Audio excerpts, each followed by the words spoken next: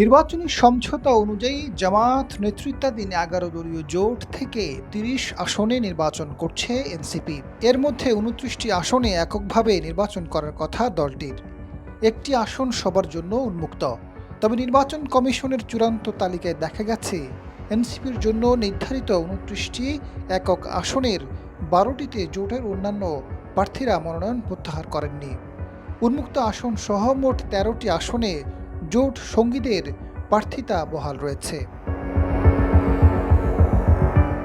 এনসিপির নেতারা জানান, চট্টগ্রাম ৮ ও নরসিংদী ২ আসনে জামায়াতের প্রার্থী আছে। নারায়ণগঞ্জ ৪ আসনে বাংলাদেশ খেলাফত মজলিস, সিরাজগঞ্জ ৬ আসনে এবি পার্টি, ঢাকা ২০ আসনে খেলাফত মজলিস এবং রাজবাড়ী ২ আসনে খেলাফত মজলিসের প্রার্থী মনোনয়ন প্রত্যাহার করেননি।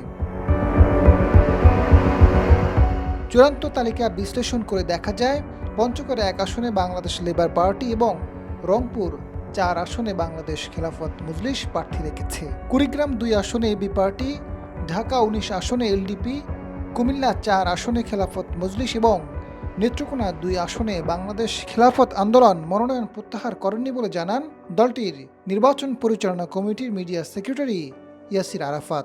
৩০ আসনের যেটা এটা তো চূড়ান্ত।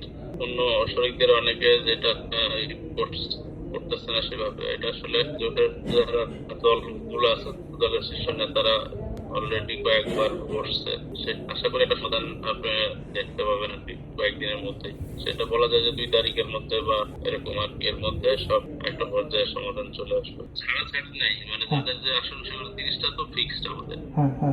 এখান থেকে অন্যদের বসে যেতেই হবে, বাধ্য হবে, না হলে দল থেকে বহিষ্কার করবে। জোটের যেসব দলের প্রার্থীরা বসছেন না তাদের ব্যক্তিগত সিদ্ধান্ত বসছে, তো তাদেরকে দল বহিষ্কার করবে। ভালো মন্দর বিষয় তো ওইগুলো ওই সব আলোচনা বহু আগে হয়েছে, তাই না?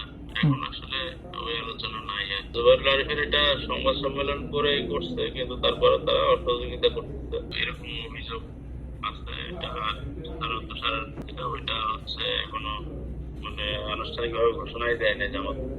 তারা মনে করতেছে দাঁড়িপাল্লাও থাকবে, সেগুলো থাকবে। ১১ দলীয় জোটের লিয়াজো কমিটি রয়েছে। সেই কমিটিতে বিষয়টি নিয়ে আলোচনা হয়েছে। খুব দ্রুতই এর সমাধান হবে বলে জানান এনসিপির এই নেতা। আজাদ ফারুক, সময়ের আলো।